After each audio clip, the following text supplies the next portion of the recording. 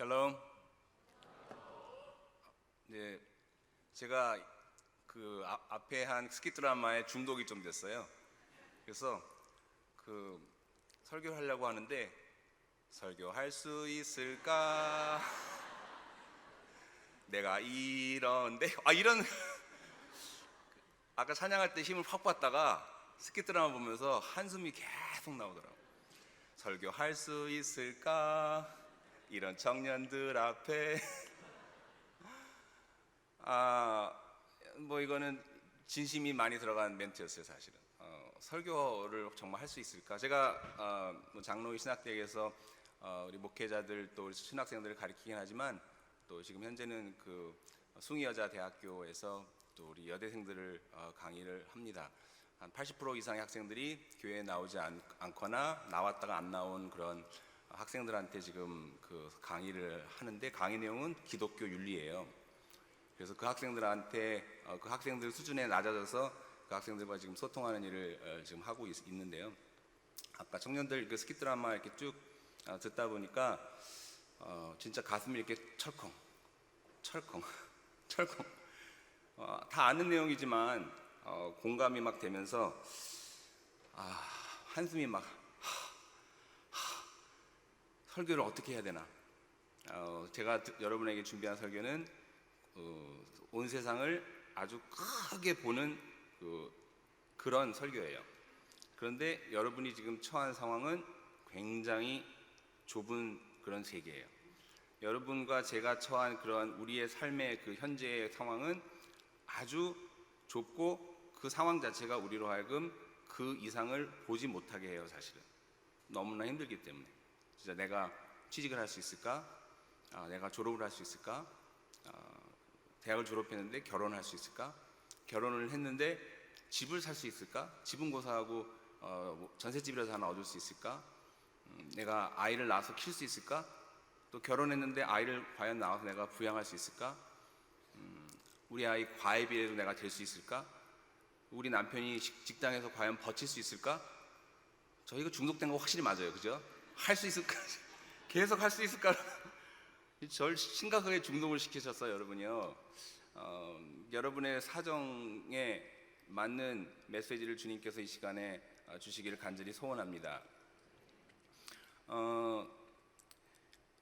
오늘 읽은 본문은 주님께서 아버지가 나를 보내신 것처럼 나도 너희를 보낸다, 이런 말씀입니다. 하나님이 나를 보내신 것처럼 나도 너희들을 세상에 보낸다. 이때는 이건 제자들에게 예수님께서 세상으로 너희를 보낸다, 그렇게 말씀하시는 그 부분입니다. 사실 성경 전체의 내용은 제가 선교학을 전공해서 그런 것이 아니라, 선교학이라는 것 자체는 보내다, 하나님의 보내심에 관한 그 공부를 하는 신학의 분야입니다. 그런데 제가 그런 쪽으로 연구를 해서 그런 것이라기보다는 성경 전체는 사실 하나님의 보내심에 관한 이야기입니다. 그럼 성경 전체가 하나님의 보내심인데, 우리 사랑하는 우리 청년들이 현재 내 삶이 정말 할 수 있을까 이런 정말 아주 힘든, 지금 이 자리에 앉아 있으면서도 사실은 내가 어쩔 수 없이 뭐 장로님 아들, 권사님 아들, 내가 어릴 적부터 교회 다녔기 때문에, 아니면 어떻게 교회에서 청년부 리더기 때문에 뭐 여러 가지 이유로 해서 앉아 있지만 실제로 마음은 딴 데가 있는, 마음은 우리 가정의 여러 가지 문제로 인해서 너무 힘들고, 내가 지금 이렇게 힘들게 나왔지만 내 직장 가서 당장 월요일 날 직장 가서 어떻게 해야 되나, 저 못돼 먹은 상사랑 내가 어떻게 또 일주일을 버텨야 되나. 또 우리 학생들은 지금 사실 학기말 기간인데 이 자리에 앉아있어서 지금 시험 준비 안 했는데 내가 지금 이 목사님이 설교를 얼마나 길게 하나, 스트레스를 팍팍 받으면서 좀 빨리 하지. 근데 저에게는 40분이나 시간이 주어졌기 때문에 그거를 줄이고 가면 저한테 항의가 올 거거든요. 40분은 채워주셔야 되는데. 그렇죠?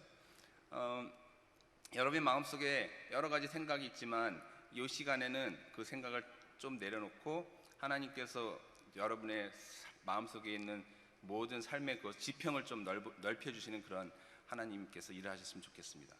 왜냐하면 우리의 인생은 대단히 짧고 그 짧은 인생을 하나님께서 주관하고 계시기 때문에 그렇습니다. 하나님께서 우리 인생을 주관하신다면 결국 우리 인생은 하나님 손바닥에 있어야지 제대로 가는 겁니다. 한번 옆에 분에게 한번 이렇게 축복을 하겠습니다. 형제님이든 자매님이든 당신의 인생을 하나님 손 위에 올려놓으십시오.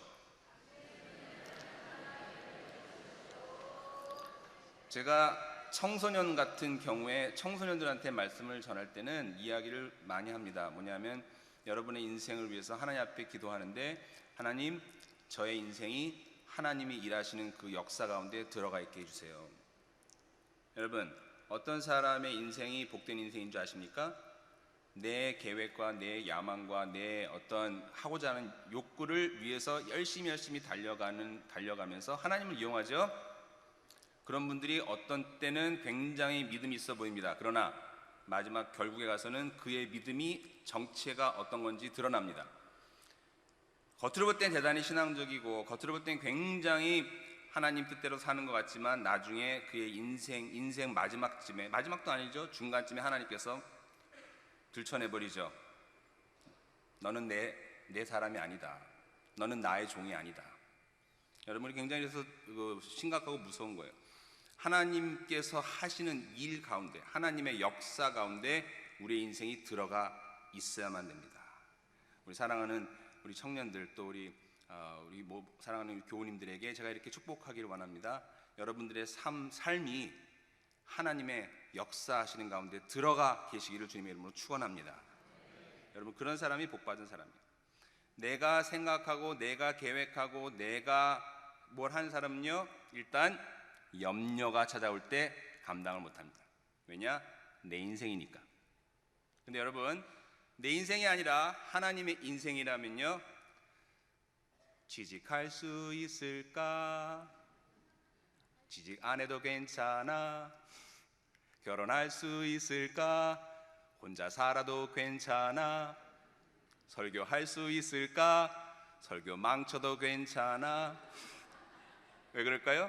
제가 하나님 손에 제 인생을 맡겨놓은 상태면, 그것이 확실하면, 그렇죠, 내가 하나님을 온전히 신뢰하고 내 인생을 하나님 손 위에 올려놓은 것, 그것이 확실하다면 우리 인생이 지금 세상 사람들이 볼 때 어떠한 모습으로 보이더라도 괜찮습니다.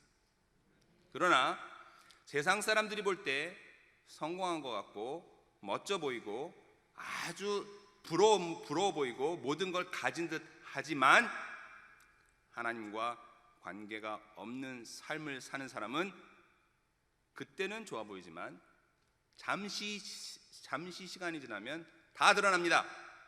설령 이 땅에서 그 사람이 어떻게 살았는가가 드러나지 않더라도 하나님 나라 앞에, 하나님 앞에 가서 다 드러납니다. 여러분, 사람은 속일 수 있습니다. 인간의 역사는 속일 수 있어요. 그러나 하나님의 눈은 못 속입니다. 그래서 우리는 평안할 수 있습니다. 우리는 두려워하지 않습니다.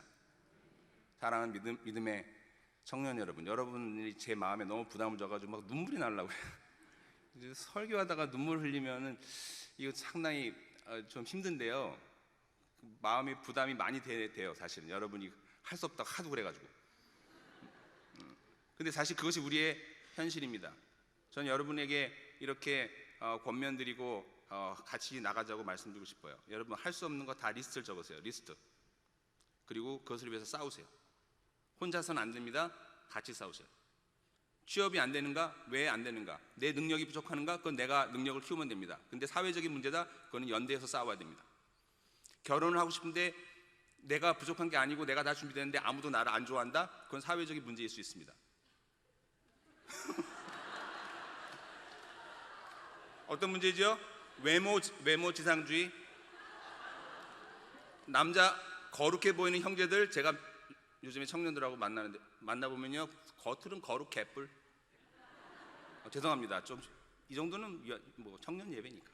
제가 장로님께 허락을 받았어요. 좀 자유롭게 해야 된다고. 청년들 겉으로 볼 땐 뭐 거룩한 척 다 하지. 남자들 딱 만나서 얘기해 보면 키는 175, 70, 얼굴은 무슨 수지는 아니더라도 수지 엇비스름한 뭐, 그 다음에 뭐 어쩌고 믿음도 좋아야 되고. 성격은 뭐 좀 모질라도 되지만 자기를 위로할 수 있는 사람이고. 에라이씨, 내가 하나님이라도 참 맞춰주기 힘들다. 자매들도 마찬가지예요. 자매들도 교회에 자매님들이 월등하게 많습니다. 우리 안산제일교회는 참 복받았네요. 형제자매 이 비율이 아주 균등합니다. 아니면 저한테 잘 보려고 뽑아가지고 이렇게 나왔나요? 숫자 맞춰서? 사랑하는 믿음의 청년 여러분, 사랑하는 성도님들, 우리의 인생을 하나님 앞에 올려놓는데, 지금 제가 사실은 준비한 거는 굉장히 강의같이 준비했지만 좀 바꿨어요. 왜냐하면은 제가 그렇게는 설교는 도저히 못하겠어요. 강의같이, 교수기 때문에 강의같이 하려고 그랬는데 그 내용 중에 중요한 것만 딱 줄여서 여러분의 지금 현재 상황에 맞춰서 조금 전하고자 합니다. 저희가 저희 인생을 하나님 손 위에 딱 올려놓는다고 할 때 이게 굉장히 심각해요. 이걸 심각하게 받아야 돼요. 자기 인생을 내 거라고 생각하지 마시고 한번 절 따라해 주세요. 내 인생은 내 것이 아니다, 하나님 것이다. 이 신앙 고백이 정확하면요, 여러분 인생에 대해서 첫 번째는 두려워하는 게 없어지고, 두 번째는 자책할 필요가 없고, 세 번째는 하나님과 씨름할 수 있게 됐어요. 한번 또 따라해 주세요. 인생은 사람과 싸우는 것이 아니라 하나님과 씨름하는 거다. 여러분, 남 탓하지 마시고, 사회 탓하지 마시고, 뭐 탓하지 마, 부모 탓하지 마, 탓하지 마세요. 성경을 보면요, 다 그렇게 어려운 상황에서 하나님과 씨름하는 사람들의 이야기예요. 어떤 사람들은 하나님과 씨름하지 않고 자기 욕심을 따라 살다가 망한 인생을 살았고, 어떤 사람은 똑같이 어려운 환경에서 하나님과 씨름하면서 하나님 보시기에 아름다운 인생을 살았어요. 우리가 우리 인생을 살아갈 때 하나님 위에 우리 인생을 놓는다. 지금 예수님께서 우리를 세상으로 보냈습니다. 근데 여러분, 우리 청년들한테 묻겠습니다. 저는 책을 거의 안 읽습니다. 손 들어보세요. 솔직히 정말 고마워요. 내 손 내리세요. 다 안 읽는 거 뻔히 아는데 제가 억지로 여러분 참 이렇게 착한 사람만 손들어. 거의 다 책 안 읽는 거 알고 있어요. 여러분, 우리는 세 가지 종류의 독서를 해야 됩니다. 첫 번째 뭐죠? 성경이에요. 성경 말씀 열심히 읽고 있습니까? 근데 이게 참 웃긴 게 아니라 아주 불행한 게 뭐냐면, 성경을 열심히 읽는 청년인데 학교 생활 개판으로 하고 직장 생활 개판으로 해. 성경을 열심히 공부하고 성경 공부를 열심히 따라다니는데 사회에서 영 이상하게 행동을 해요. 이게 좀 굉장히 지금 심각한 문제죠. 여러분, 혹시 여러분 가운데 문제가 있어서 성경을 열심히 보는 사람이 있을 수가 있어요. 성경에서 뭔가 실마리를 찾으려고. 하나님 성경을 통해 실마리를 주실까요? 우리 어른들한테 물어보겠습니다. 내 인생에 많은 문제가 있을 때 성경을 붙잡고 열심히 읽으면 하나님이 실마리를 주신다. 한번 들어보세요.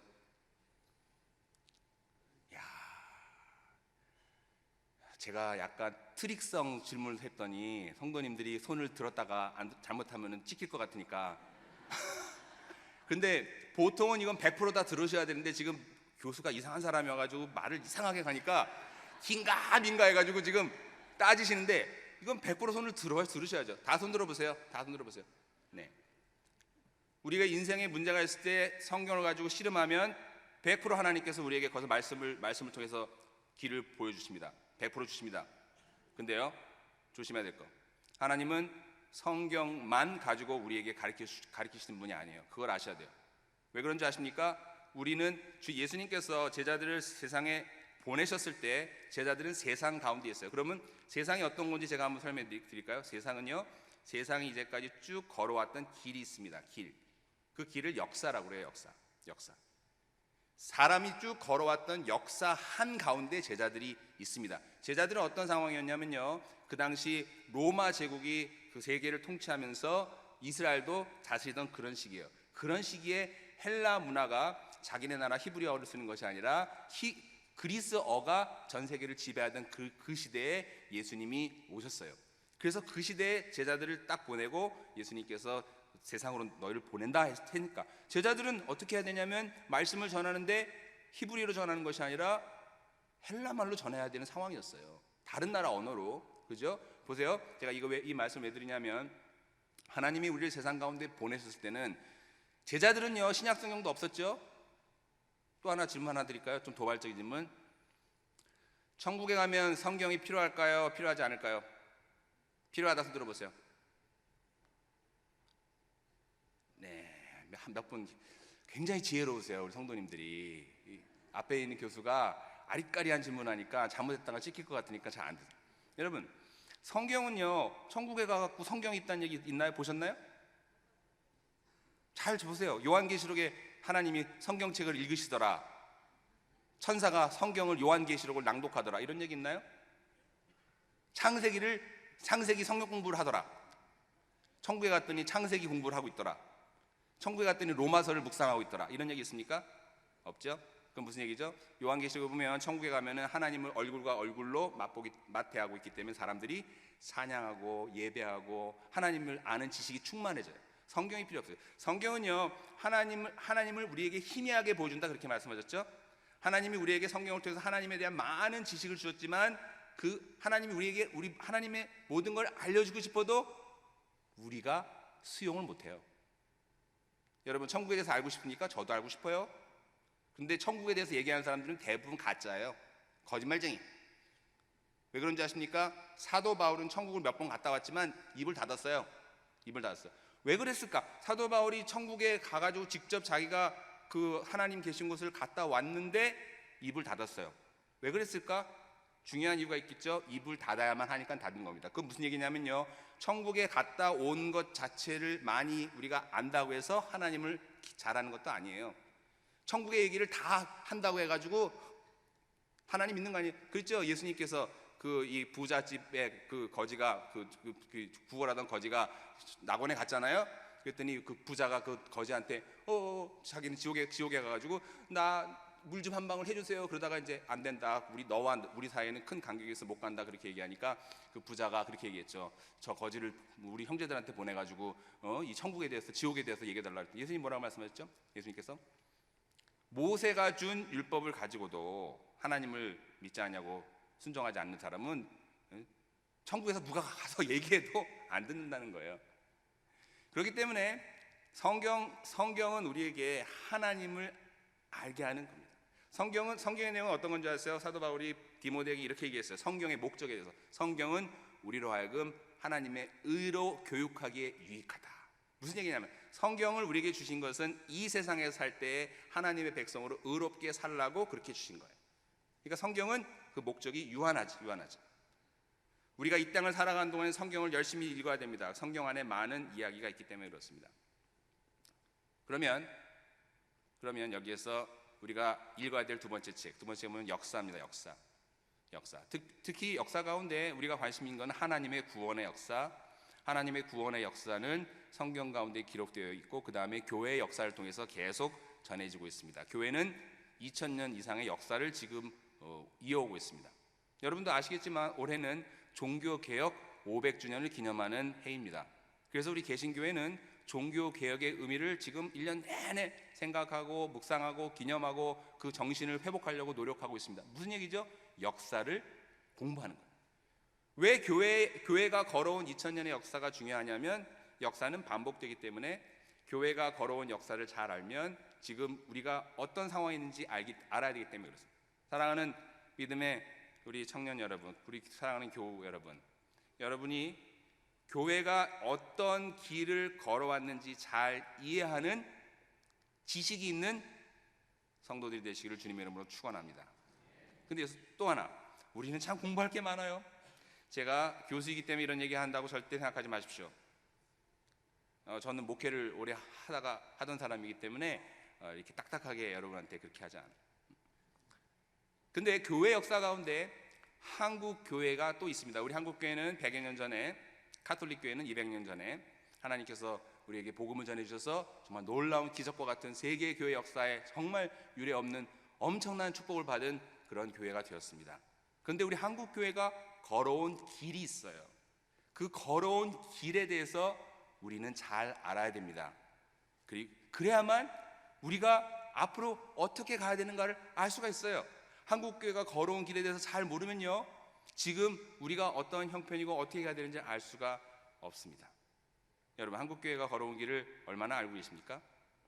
그 다음 마지막이 사실은 더 실제적이고 어떤 면에서는 우리에게 굉장히 필요합니다. 마지막은 뭐냐면, 지금 내가 서 있는 이 자리, 지금 내가 서 있는 이 자리에 대해서 이해해야만 합니다. 무슨 얘기죠? 먼저는 여러분이 태어난 가정입니다. 여러분, 내 안에 어떤 문제가, 특히 성품적인 문제, 성격적인 문제가 있는 사람은 자기가 성장해온 가정에 대해서 충분히 이해해야만 합니다. 제가 여러분 나이 때 하나님이 제 마음 가운데 제가 어떠한 가정에서 어떤 부모님한테 양육받았는가를 깊이 고민하게 했어요. 깊이 고민. 왜냐하면 여러분은요, 여러분 부모님의 판박이고 부모님이 여러분을 이렇게 이끌어왔기 때문에, 여러분이 혹시 여러분 부모님을 굉장히 싫어하거나 미워하거나 증오하거나 어떤 얼굴도 보기 싫은 경우, 그런데 놀라운 거는 그 부모님의 모습이 내 안에 그대로 있더라. 그러니까 더 싫은 거야. 더 싫어. 그럼 어떻게 되냐? 우리가 그리스도인으로서 하나님이 나를 부르셨는데, 이 한 번뿐인 인생, 하나님이 나를 부르셔가지고 다시 세상으로 보내시는데, 내가 속한 가장 기본적인 가정에서 벌써 문제가 일어난다. 예? 여러분 지금 이렇게 앉아있지만 집에 가면 엄마 얼굴 보기 싫은 사람, 그럼 기도를요, 국내 국외 선교 가는 것을 위해서 기도하면 안 됩니다. 여러분은 하나님 앞에 정직하게 여러분이 미워하는 어머니, 아버지, 가족들을 위해서 먼저 기도해야 돼요. 제가 여러분에게 이렇게 아마 여러분에게 말씀드릴 수 있어요. 여러분이 봉사를 떠나는 그 외국 또 국내 그 봉사 현장에서 여러분이 진실하게 하나님 앞에서 내가 하나님이 원하시는 기도를 드리면, 그 봉사의 현장의 어떤 장면을 통해서 여러분의 문제가 해결될 거예요. 여러분 부모님과의 관계의 문제가 해결될 거예요. 또 어떤 사람과의 관계가 문제가 해결될 거예요. 그런데 그게 아니라 그냥 가가지고 봉사해야 된다니까, 내가 청년부 리더니까 가가지고 막 떨려 가가지고 막 열심히 봉사를 했어요. 마음은 어두워. 마음은 너무 힘들어. 집에 가면 또 엄마 아빠 만날 생각하면 깝깝하고, 그러면 또 이제 봉사하고 갔다 오면 더 거룩해져야 되는 거 아시죠? 국내 국외 봉사 수련회 갔다 오면요, 여러분은 거룩한 청년이 돼 있어야 돼요. 그렇게 안 돼 있으면요, 부모님이 어떻게 얘기하냐면, 야, 수련회까지 갔다 왔고 애가 더 못돼 갖고 왔니? 뭐 이런 말. 너 봉사하러 갔다 온다고 또 집에서 엄마한테도 못하고, 이런 말. 여러분, 이런 말 듣기 시작하면은 자존심도 상하지만 굉장히 괴롭습니다. 신앙이 이게 분리돼요. 신앙이 분리돼요. 그렇기 때문에 하나님이 나를 부르신 그 부름의 자리, 제일 첫 번째 부름의 자리, 가정에서 정직하게 하나님이 나를 어느 가정에 보내셨는지, 여러분이 태어난 그 가정은 바꿀 수 없다는 거 아시죠? 한번 절 따라해 주세요. 내 출생은 바꿀 수 없다. 출생은 바꿀 수 없어요. 그걸 가지고 탓하면 안 돼요.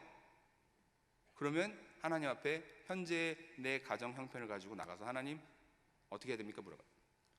그 다음 단계, 지금 학생들과 아마 직장인들이 섞여 있을 겁니다. 보통 같으면 학생 같은 경우에는 내가 지금 원하는 전공을 택할 수도 있는데 안 택할 수도 있고, 억지로 그냥 들어갈 수도 있고, 학교 공부 자체가 만족스럽지 못한 학생도 있어요. 우리나라는 학교에 어떤 학교인가 상관없이 학생들이 공부에 대한 만족도가 없어요.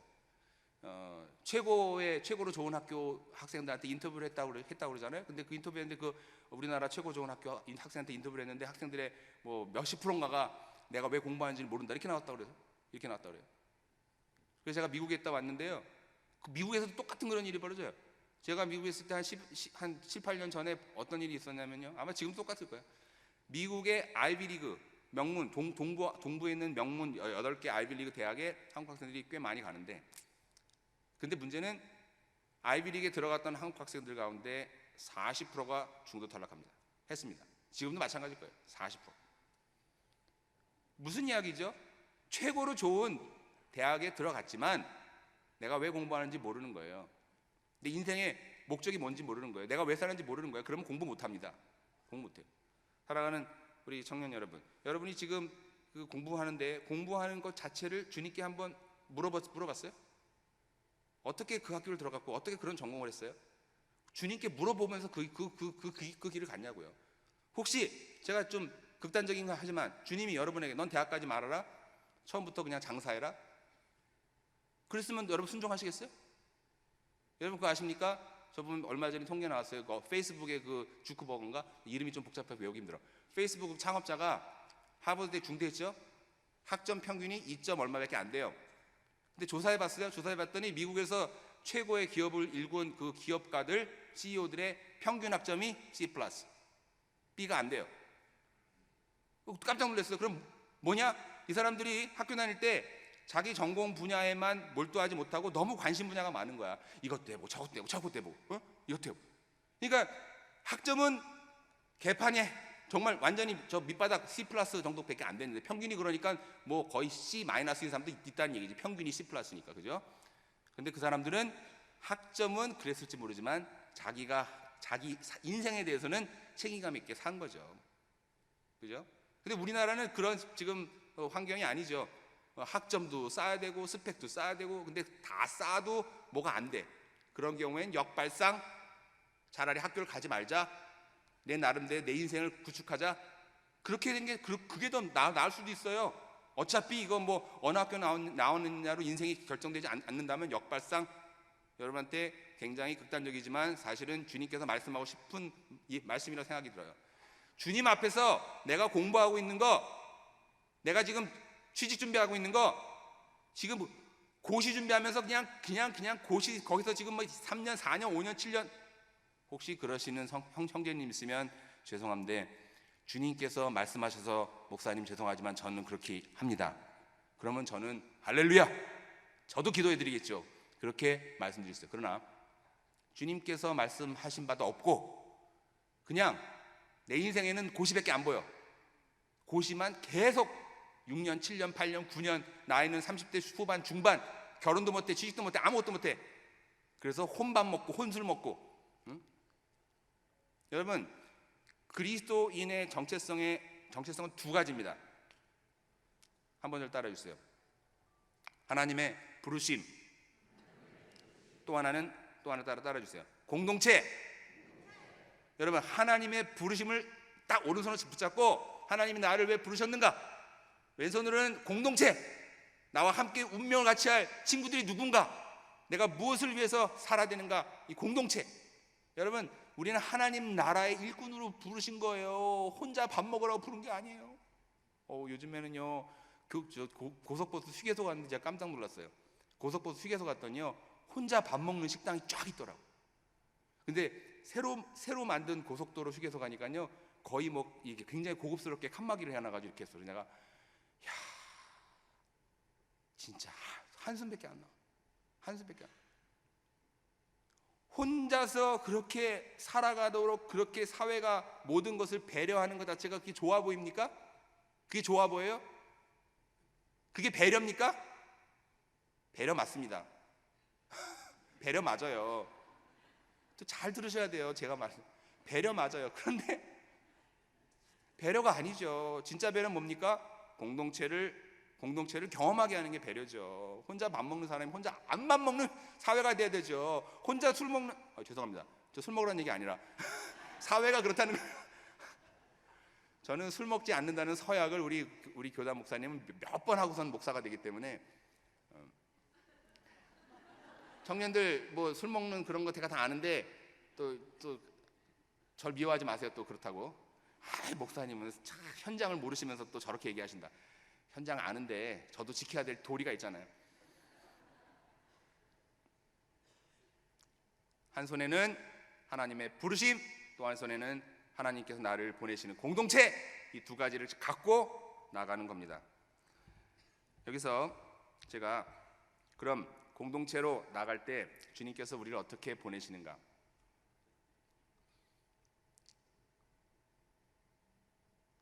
제가 40분을 주셨는데 24분까지인가요? 목사님? 제가 몇 분까지 해야 되는지 좀 알고선 한 20분 정도, 24분. 네, 아무도 말씀 안 해주시네요. 지금 조절을 좀 해야 돼. 네, 그냥 하겠습니다. 그냥 하겠습니다. 주님께서 아버지가 나를 보내신 것처럼 나도 너희를 보낸다, 세상에 보낸다, 그렇게 말씀하셨어요. 그리고 나서 그 뒤에 요한복음 20장 뒤 쭉 말씀하실 때 주님께서 말씀하신 그 명령이 뭔지 아십니까? 성령을 받으라, 성령을 받으라, 성령을 받으라, 성령을 받으라. 한번 옆에 분에게 이렇게 한번 인사해 주세요. 성령을 받으십시오. 이렇게 얘기하면 여러분이 성령 받는다는 걸 우리 청년들은 이렇게 생각합니다. 주를 경배해, 목 터져라 찬양하는 거, 막 방언으로 막 기도하거나 약간 열심으로 기도하는 거, 뜨겁게 주를 위해서 막 하는 거, 그걸 성령 받은 거로 착각을 합니다.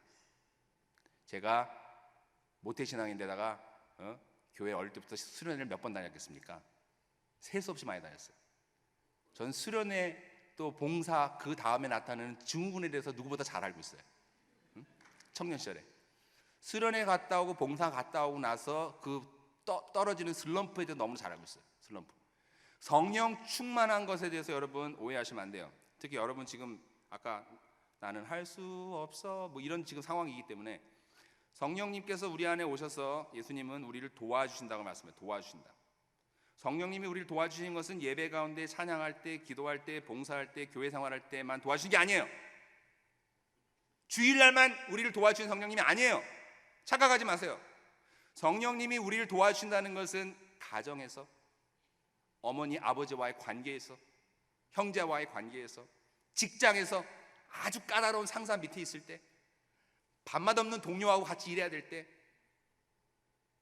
나한테 자꾸만 힘들게 하는 어떤 이 협력 회사의 관계에 있어서 정말 밥맛 없는 고객을 대할 때, 내가 하기 싫은 일을 해야만 할 때 성령님이 우리를 도와주신다고 주님께 약속하셨어요. 성령께서 우리와 함께 오셔서 우리를 도와주시는데 어떻게 도와주시는가, 제가 성경에 있는 내용을 조금 집중적으로 한번 언급해 보도록 하겠습니다. 성경에는 공동체에 관한 이야기가 쭉 나옵니다. 창세기부터 계시록까지 쭉 한번 제가 굉장히 사실은 분량이 많은데 여러분에게 간략간략하게 이렇게 터치하면서 하겠어요. 이 원고를 읽으면 아마 다 주무실 거예요, 이 저녁 시간에. 그래서 중요한 것만 쫙 포인트를 잡아서 가겠습니다. 처음에 하나님께서 세우신 공동체가 무엇일까요? 아시는 분? 네?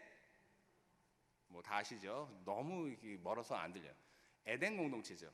에덴에 하나님께서 그 공동체를 두셨어요. 에덴 공동체에 관해서 정리를 하면, 에덴에서 하나님의 말씀을 듣지 않고 사람들이 타락했습니다.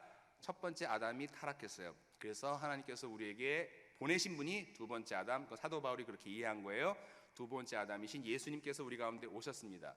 예수님께서 우리 가운데 오셔서 이루신 것은 첫 번째 에덴 공동체에서 실패했던 일이에요. 무엇이죠? 하나님의 절대적인 의로우심을 인정하고 하나님 말씀에 순종하는 것. 언제까지? 죽기까지 순종하는 것. 내 목숨보다 하나님을 더 사랑하는 것. 예수님이 그 에덴 공동체가 실패한 것을 성취하셨습니다. 그러면 에덴 공동체는 지금 우리에게도 주님께서 요구하시는 겁니다. 뭐죠? 하나님을, 내가 내 인생을 사랑하는 것보다 하나님을 더 사랑하는 것. 제가 이거는 여러분에게 확실히 믿음으로 고백할 수 있습니다. 신앙 고백.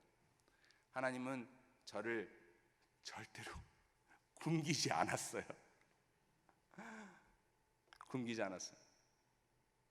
그런데 하나님을 위해서 굶어 죽은 믿음의 선배들은 많아요. 하나님을 너무나 사랑했다. 근데 저는 하나님이 아직은 하나님 위해서 굶는 거를 허락 안 하신 거 보면 미덥지가 않은가 봐. 제가 저희 아내랑 결혼하기 전에 제가 원래는 중국어를 전공했고 중국 지역학도 공부했고 그 다음에 선교학을 가서 이제 공부를 다 하고 왔는데, 당연히 중국어를 공부했으니까 중국 선교사가 되려는 마음을 가지고 어릴 적부터 이렇게 했습니다. 근데 하나님이 중국 선교사는 안 보내시더라고요, 저를. 그리고 또 제가 선교학을 전공하겠다고 미국에 이제 그 원서를 내는데, 어느 학교에서 선교학 박사 과정을 들어오려면 선교사 3년을 해야 된다, 필수다, 그게 또 딱 있더라고요. 그래서 제가 그 학교에다 이렇게 썼습니다, 원서 내면서. 저는 선교사, 전문적인 선교사로서의 3년의 경력이 없습니다. 그런데 저는 하나님 앞에서 제가 거짓되지 않게 말씀드리는데, 선교사적인 삶을 살려고 노력했습니다. 하나님이 나를 해외 선교사로 안 보낸 것입니다. 내가 가기 싫어서 안 간 게 아니라 가고 싶었지만 안 보냈습니다. 그것 때문에 내가 귀 교회 못 들어간다는 건, 나는 그거는 뭐 할 수 없지만, 나는 하여간 이거는 내 탓이 아닙니다. 제가 붙었을까 안 붙었을까? 그 학교 붙었어요. 근데 그 학교 안 갔어요. 왜냐하면 장학금을, 그 학교는 짜게 주는 학교고, 제가 프린스턴 신학교에서 박사를 했는데 사실은 프린스턴 신학교에 제가 배워야 될 그 교수님이 그 학교에 계셨는데, 워낙 학생을 적게 뽑아가지고 제가 된다는 장담이 없었는데 하나님의 은혜를 그 학교에 붙이셔서 제가 프린스턴에서 박사하긴 했는데, 근데 나중에 이제 제가 마지막 논문 쓸 때는 그 학교, 제가 안 간 학교 교수님이 저를 도와주셨어요. 제가 중국 선교사 간다는 이야기를 저희 아내가, 지금 아내가 연애 처음 할 때 처음 만났는데, 어서 듣고서는 그렇게 얘기하다, 첫 만남인데, 첫 만남 데이트인데 저한테 그러더라고. 형제님이 중국 선교사를 간다는 이야기를 전해 들었습니다. 저도 죽을 각오가 돼 있습니다. 그래서 제가 뭐라 그랬냐면, 할렐루야, 주님이 보내셨군요. 이렇게 하는 거 했을 것 같죠? 제 스타일을 보십시오. 그렇게 했을까? 제가 어떻게 얘기했냐면요, 빙그레 웃으면서, 자매님 혼자 죽으세요. 그리고 제가 그렇게 얘기했습니다. 저는 하나님이 그런 순교하라는 마음을 아직 주시지 않았습니다. 하나님이 나에게 순교하라는 그런 마음도 주시지 않았는데, 내가 죽을 수도 없고 죽고 싶어도 내 뜻도 아니다, 그건. 그랬어요. 그래서 자매님이 해방되었네, 막 자유함을 누리더라고. 그래서 제가 그냥 맨날 맛있는 거 사주고 놀러 다녔죠. 사랑하는 성도 여러분, 제가 이 얘기를 왜 하냐면요, 하나님이 우리를 부르셔서, 여러분 지금 선교 나갑니다. 국내 선교, 단기 선교죠. 국외 선교 갑니다. 너무 복잡하게 생각하지 마세요. 너무 허황되게 생각하지 마세요. 하나님이 나를 보내는 그 자리, 지금은 여러분 이 예배 자리에 하나님을 주목하고 하나님이 내게 말씀하시는 그 말씀을 듣는 것이 하나님이 부르심 받아서 보낸 사람의 태도입니다. 이 예배 끝나고 가정에 갔을 때, 하나님이 우리 가정에서 나를 왜 보냈을까? 내가 어머니를 위해서, 아버지를 위해서 어떻게 해야 될까? 이렇게 생각. 여러분이 선교 현장 갔을 때도, 하나님, 여기서 하나님이 무엇을 나에게 말씀하기 원하십니까? 이렇게 생각을 하면서 하나님 앞에 기도하며 나갈 때, 하나님께서 거기에서 여러분에게 말씀하시고 여러분을 통해서 어떤 아름다운 일을 행하십니다. 성경에 보니까 에덴 공동체, 그 다음에 방주 공동체가 나옵니다. 노아는요, 사랑하는 나는 할 수 없었네. 제가 중독에서 조금 헤어나는 것 같아요. 박자가 좀 이렇게, 나는 할 수 없었네. 노아가 이렇게 했습니다. 나는 아무것도 못하네. 오로지 방주만 짓네. 모두가 나를 바보라 해도 나는 방주밖에 없네. 노아는 당대의 왕따입니다. 왕따. 사랑하는 믿음의 청년 여러분, 노아처럼 왕따 같은 인생 살려는 의지가 있습니까? 여러분, 직장 없으면 뭐가 이렇게 두렵습니까? 결혼은요, 그냥 하세요. 제가 한국에 들어와가지고 이걸 작심하고 돌아다니면서 청년할 때 무조건 조건 따지지 마, 그냥 해. 하고 그 다음에 집 없어? 얼마나 좋아. 결혼하고 하나님 앞에 기도하면 되잖아요. 하나님의 기적을 볼 생각은 안 하고 인간적으로 다 계산해가지고. 인생 짧습니다. 금방 40대요. 금방 50대요. 제 주변에 40대 자매들 정말 많아요. 배우자 찾아줄 수 없어요, 제가. 그래서 연하를 지금 찾고 있어요. 40대 형제들은 다 숨어버려요. 어디론가 창피해가지고. 그냥 결혼하세요. 30 넘기 전에 하세요. 그리고 아이 낳으세요. 그냥 3명 4명 다 낳으세요. 주시는 대로. 그냥 낳으세요. 국가에서 지금 5세 이하는 10만 원씩 준다고 하잖아요. 앞으로 더 많이 준다니까. 아이 많이 낳으면. 저희 동기 중에요, 아이 셋 난 우리 3명 있는 동기들이 있었어요. 학교 다닐 땐요 야만인 취급. 신학생들끼리도 야만이냐? 국가 정책을 부응하지 않는 매국노. 그런데 보세요, 인간의 지혜가 얼마나 어리석은가. 그렇게 아이 낳지 말라고 그렇게 그냥 뭐 홍보하고 막 난리, 법석을 띄우고 그냥 하나만 낳아 난리 하더니 딱 20년이라니까. 인구절벽. 여러분, 누구를 믿어야 됩니까? 사람을 믿어야 돼요? 하나님을 믿어야 돼요? 정부를 믿어야 돼요? 하나님을 믿어야 돼요? 제가 반정부 아니거든요. 전 친정부도 아니지만 반정부도. 여러분, 저를 한번 따라해 주세요. 우리 청년들 특히 큰 소리로. 하나님만 믿고 나가자. 따라해 주세요. 결혼하겠습니다. 아이 낳겠습니다. 우리 앞에 있는 형제가 그냥 축복을 그냥 따따블로 받아 그냥.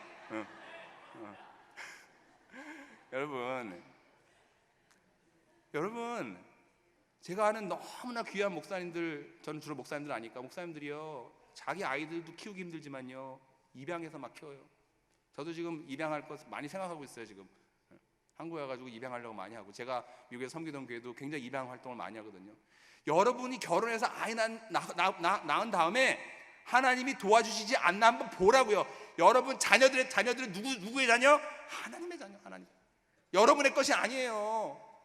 착각하지 말라고요. 여러분이 하나님 말씀에 순종해서 결혼해서 자녀를 낳으면, 제가 좀 이상한 데서 나온 그 목사 같아요 갑자기. 여러분, 하나님께서 책임져 주세요. 방주공동체. 여러분, 지금부터 그 다음에 나온 공동체는 하나님께서 창세기 12장에 아브라함과 이삭과 야곱과 그 다음에 요셉, 이렇게 4대에 걸쳐서 부르신 장면이 나옵니다. 그 공동체는 뭐냐면 나그네 공동체예요. 나그네 공동체. 아브라함과 이삭과 야곱과 요셉, 그 4대를 걸쳐서 하나님께서 그 말씀하신 그 모든 내용은요 한마디로 떠나라. 사랑하는 청년 여러분, 우리가 이 땅에서 사는 인생 굉장히 짧아요. 우리 사랑하는 성도님들, 우리 어르신들도 많이 계신데요, 우리가 인생 사는 거 길지 않습니다. 나그네예요, 나그네. 그래서 지금 하나님께서 그 나그네 공동체를 통해서 이렇게 말씀하시는 거죠. 하나님이 가라는 대로 가라. 제가 그렇게 한번 순종을 좀 해봤거든요. 하나님이 가라 할 때. 저는 38에 미국에 유학 갔어요. 38에. 제가 나이 몇 살 같으세요? 이렇게 노안이 와서 눈물을 닦는 사람은 기본적으로 30대는 아니죠? 그죠? 제가 65년생입니다. 그죠? 뭐 원래는 더 동안이었는데 좀 한국 와가지고 여러분하고 같이 한숨 쉬다가 이렇게 얼굴 좀 사갔어요. 여러분, 우리 인생이 그렇게 길지가 않아요. 굉장히 짧아요. 근데 제가 이 미국 갈 때도 하나님이 인도하시는데 제 삶을 맡겼어요. 한국 올 때도 제가 섬기던 교회 목회 너무너무 아름답게 너무너무 행복하게 했는데 하나님이 그냥 너의 사명 다 했다 해서 떠났어요. 한국 와가지고 지금 여러 가지 경험을 하고 있는데, 저는 하나님이 떠나라 할 때 그 떠나는 자가 누리는 그 축복을 알아요. 하나님이 떠나라 할 때 떠나잖아요. 하나님이 누구를 보내시냐면요, 까마귀를 보내세요. 까마귀. 그리고 만나와 메추라기를 주세요. 무슨 얘기냐? 하나님이 주시는 것으로 사는 것을 경험하게 돼요.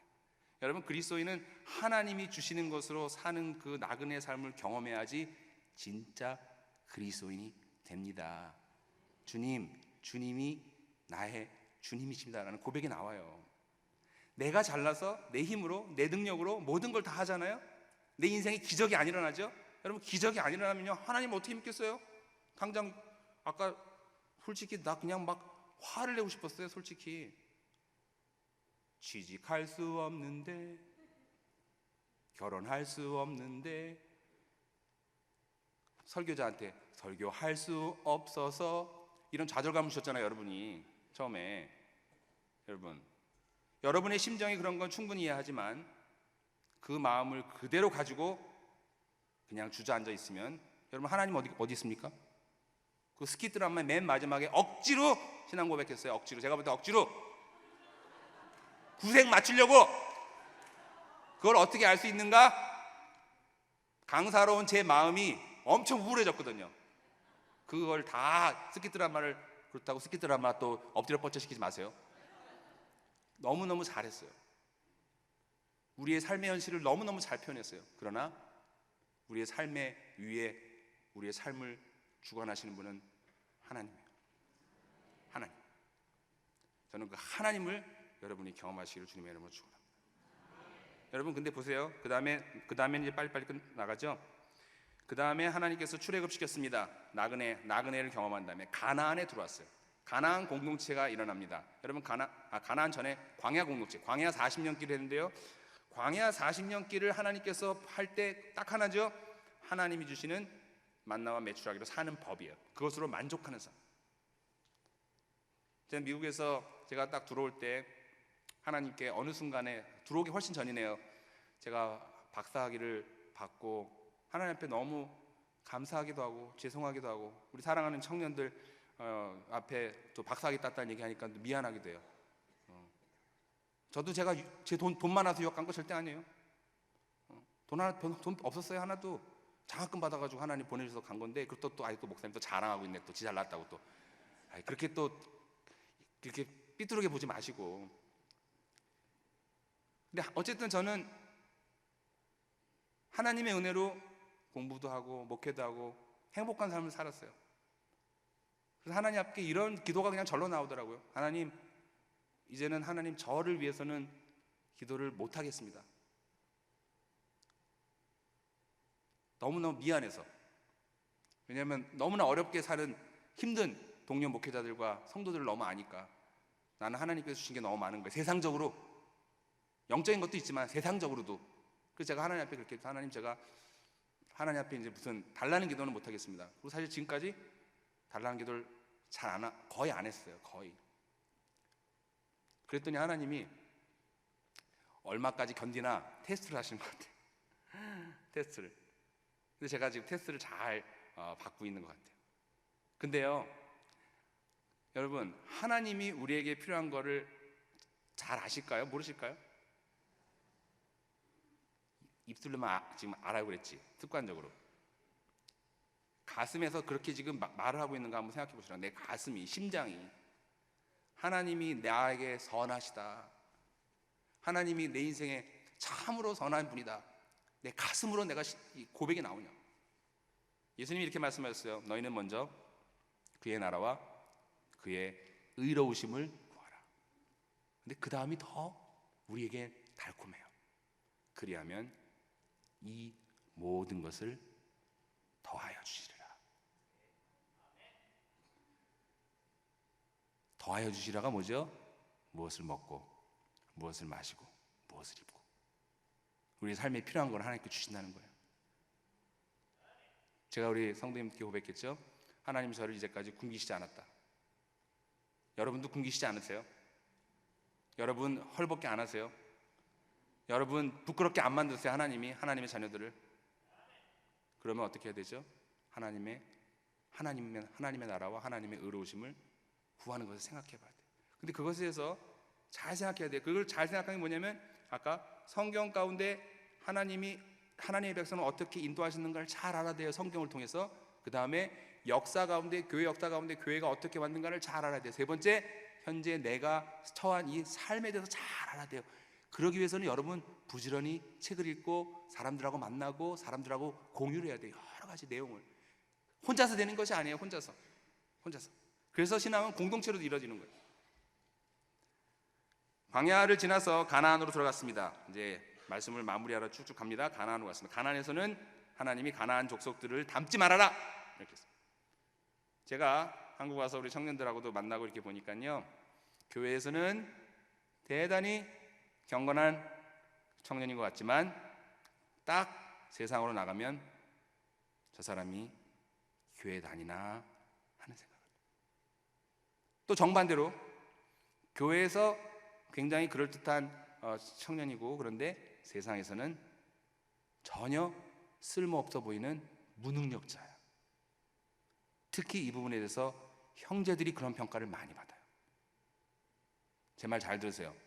세상 사람들은 지금 굉장히 죽으림을 다해서 지금 경쟁을 합니다. 여러분이 이렇게 교회 나와서 많은 봉사를 하고 여러 가지 하려면 여러분도 그 못지않게 경쟁을 해야 되는데 똑같이 경쟁해서 이길 수도 없어요. 그럼 우리는 어떻게 해야 되는가? 삶의 가치관을 바꾸는 거지, 목표를 바꾸는 거지. 세상 사람들의 성공이 아니라 하나님의 성공을 향해서 달려가는 거예요. 하나님이 나에게 주신 그 부르심을 따라서 가는 거예요. 그러면 비교 대상이 없어지죠? 그러면 교회에서 내가 어떻게 봉사해야 되는지, 어떻게 공부를 해야 되는지, 어떻게 직장 생활을 해야 되는지 그림이 그려져요. 여러분에게 힘든 건 어떤 거죠? 그림을 가나안 족속들을 흉내내는 거예요. 그죠? 하나님 앞에 기도하면서 세상 사람들이 외모지상주의예요. 여러분 자매들 막 외모에 막 그 성형수술하는 거 돈 마련하려고 막 열심히 알바하고. 죄송합니다. 이미 한 사람은 그냥 주님 안에서 용서를 받으세요. 용서는 아니고 주님 안에서 그냥 이렇게 하세요. 저 뭐라고 안 해요. 그래서 한국에서 성형에 대한 얘기를 했다가는 목회를 못 해요. 포인트를 아시겠죠?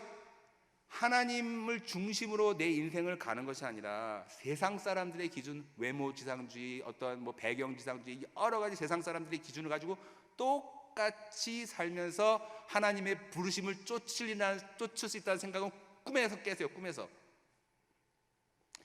세상에 있는 믿지 않는 사람들이 그리스도인을 바라보면서, 특히 여러분 청년들, 여러분 친구들이 여러분을 바라보면서 여러분이 어떤 그리스도인인가 지금 알기를 원해요.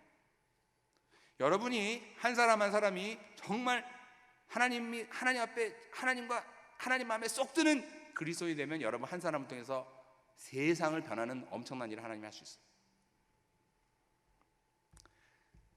그 다음에 나오는 것은 성전 공동체입니다. 예루살렘 성전 공동체. 예루살렘 성전 공동체에서는 하나님을 전심으로 예배드리는 그런 모습이 나와요. 그런데 하나님으로 전심으로 예배드리는 그 공동체가 무너집니다. 무너져가지고 하나님이 꾸짖는 장면이 나오는데 보세요.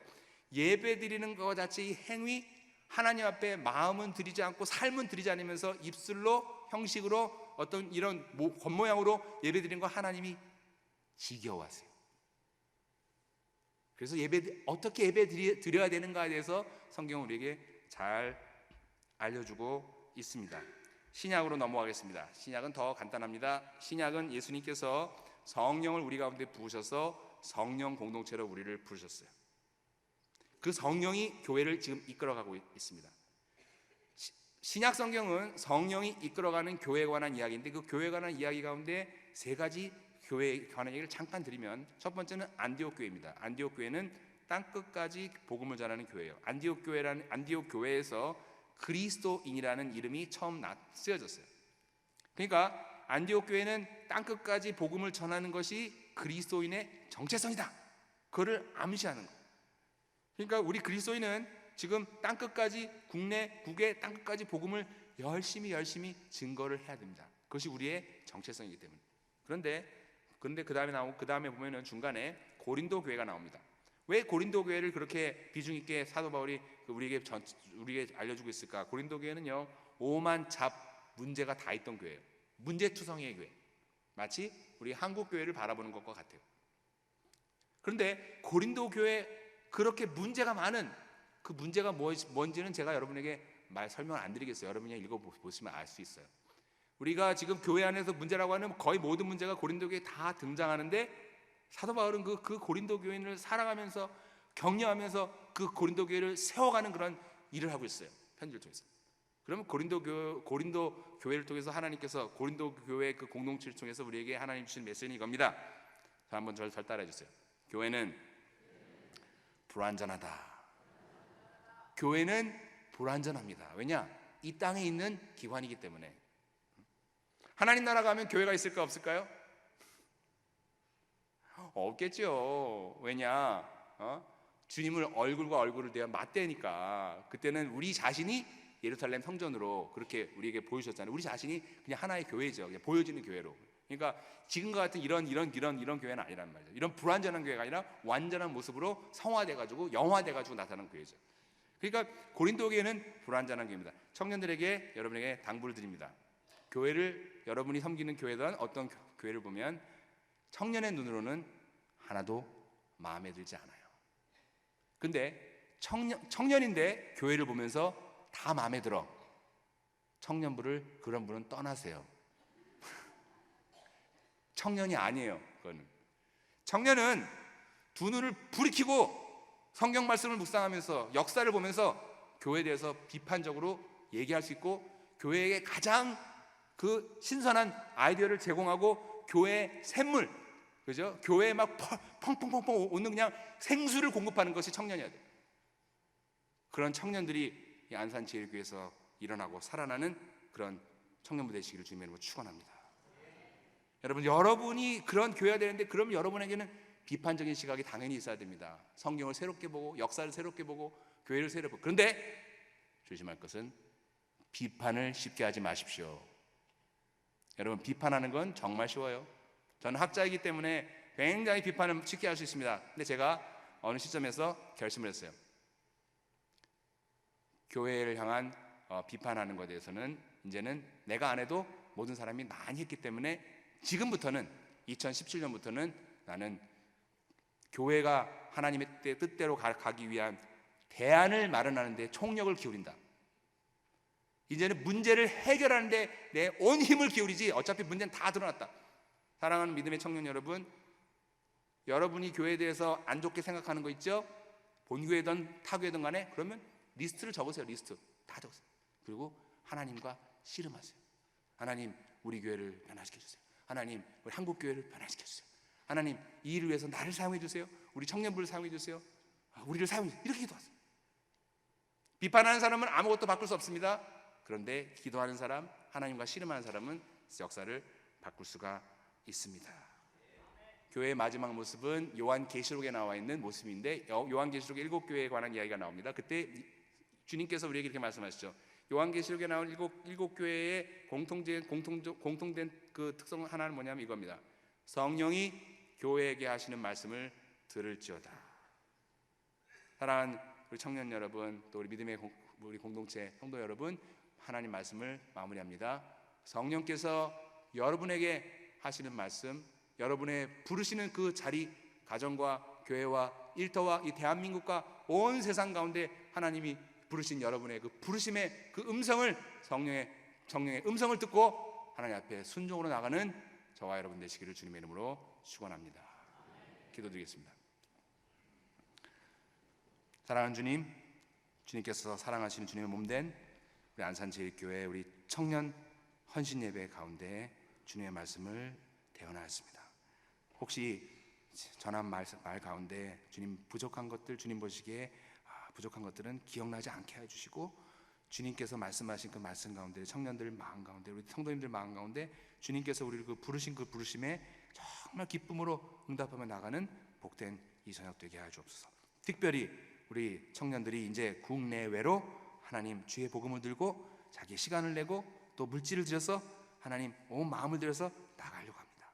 하나님, 이들이 그곳에서 하나님 낮은 자리에서 섬길 때 주님 약속하신 것처럼 이 청년들이 가지고 있는 그 삶의 문제들이 해결되는 놀라운 역사가 일어나게 하여 주옵소서. 감사드리며 예수님 받들어 기도하였습니다.